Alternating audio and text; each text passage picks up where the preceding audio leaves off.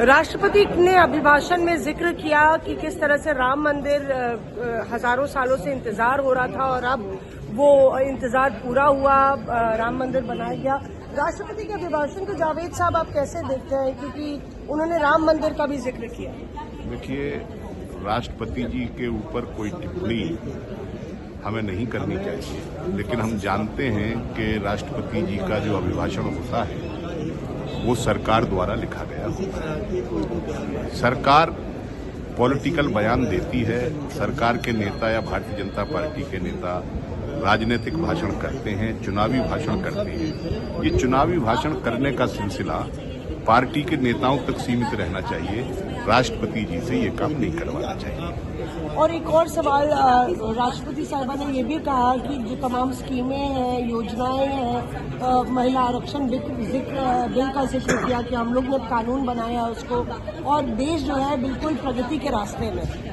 मैंने आपको बताया कि चुनावी भाषण सत्तारूढ़ दल के नेताओं तक ही अच्छा लगता है।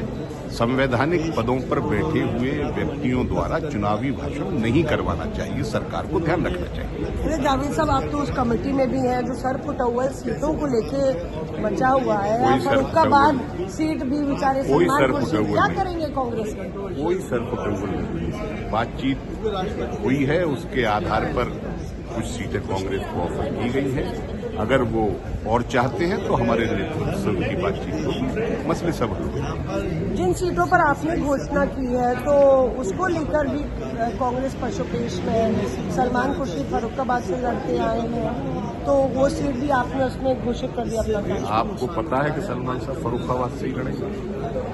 ऐसा तो कोई कांग्रेस ने कहा नहीं है, सलमान साहब ने भी ऐसा कुछ, बड़े नेता हैं, बड़ी पार्टी, कहीं भी हो सकते हैं। आप उनका इशू मत बनाइए और बातचीत होगी तो सब मसले हल हो जाएंगे। तो यहाँ पे समाजवादी पार्टी के सांसद जावेद खान साहब, जो कि उस कमेटी में भी है समाजवादी पार्टी की जो सीट शेयरिंग का हिस्सा है, उनका ये कहना है कि एक तो राष्ट्रपति का अभिभाषण जो है वो सरकार लिखती है, इसको चुनावी भाषण नहीं बनाना चाहिए, वो हालांकि वो टिप्पणी नहीं करना चाहते थे इस पे।